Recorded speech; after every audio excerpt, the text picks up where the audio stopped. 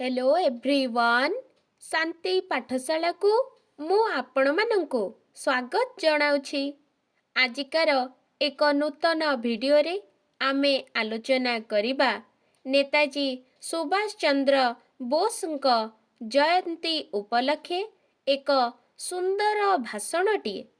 भिडियोटी को आरंभ करिबा पूर्वरो सर्वप्रथमे चैनल को सब्सक्राइब करिनियंतु एवं बेल आइकन टी को प्रेस कर दियंतु।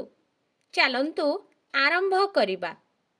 सम्मान्य सभापति महोदय, पूज्य गुरुजी गुरुमा, सज्जन मंडली, स्नेहर छोट बड़ भाई ओ भौणी माने एवं सभारे उपस्थित समस्त विचारक मंडली, आजी नेताजी सुभाष चंद्र बोसଙ୍କ जयंती अवसर रे मोते किछि कहिबार सुजोग मिलिथिबारु मु निजको धन्य मने करूअछि।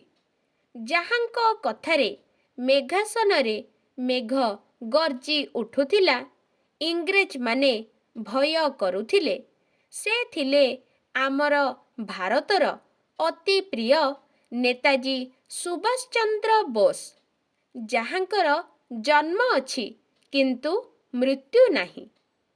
1897 मसीहा जानुआरी 23 तारिखरे कटकर ओडिया बजार रे सुभाष बोसଙ୍କର जन्म होइथिला।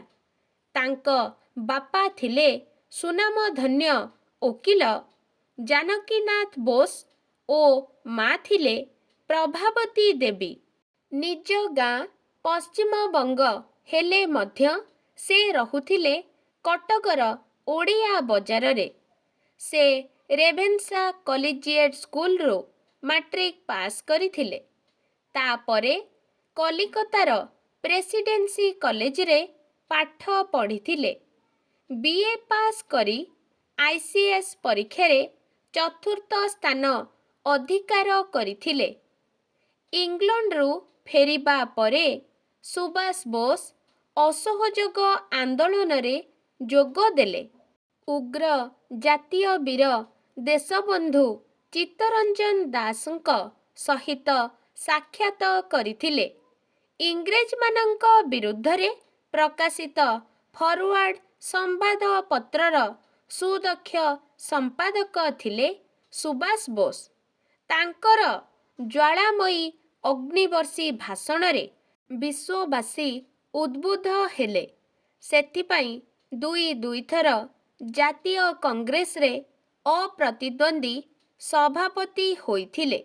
इंग्रेज विरोधी कार्य जोगु तांको कारागार रे बारंबार बंदी करा जाउथिला। 1940 मसीहार कथा। कलिकतार एल्किन रोड घरे नजर बंदी थिले विप्लवी सुभाष बोस।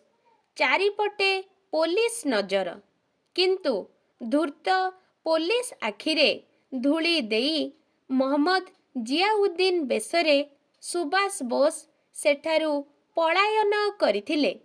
जेउ दिन आईएनए रेडियोरु सुभाष गर्जी उठिले, आमी सुभाष बोलछि, सेही दिन सारा विश्वरे भूकंपन हेला। आजाद हिंद फौज गढ़ा हेला। एही फौजी मानंक भितरे थिले अनेक ओडिया वीर। 1942 मसीहारे अगस्ट विप्लवरे 1944 मसीहारे नेताजींक नवगठित आजाद हिंद फौज इंग्रेज सैन्य को अनेक युद्ध क्षेत्र रे परास्त करिथिले। आसामर नागा, खासी, जयंतिया प्रभृति पहाड़रू प्रतिध्वनि सुभिला, दिल्ली चलो। नेताजी कहूतिले, you give me blood, I will give you freedom. तार अनुरूप कंपन सृष्टि हेला भारतीयंका मध्यरे। किंतु अकाଳରେ डाल्होक विमान घाटीरे सुभाषंकर विमान दुर्घटनारे अकाल वियोग घटिला। विमानटी भस्मीभूत होइगला।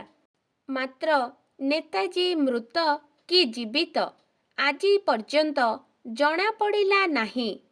ଆଜି ସେହି ଅମର ମଣିଷଙ୍କ ଅମର କଥା ଶୁଣାଯାଉଛି। ନେତାଜୀ ଅମର ରହେ, ନେତାଜୀ ଜିନ୍ଦାବାଦ। ମୁଁ ସେହି ଜାତୀୟ ବୀରଙ୍କ ପାଦ ପଦ୍ମରେ କୁସୁମାଞ୍ଜଳି ଅର୍ପଣ କରି ମୋର ବକ୍ତବ୍ୟଟିକୁ ଶେଷ କରୁଛି। ଜୟ ହିନ୍ଦ।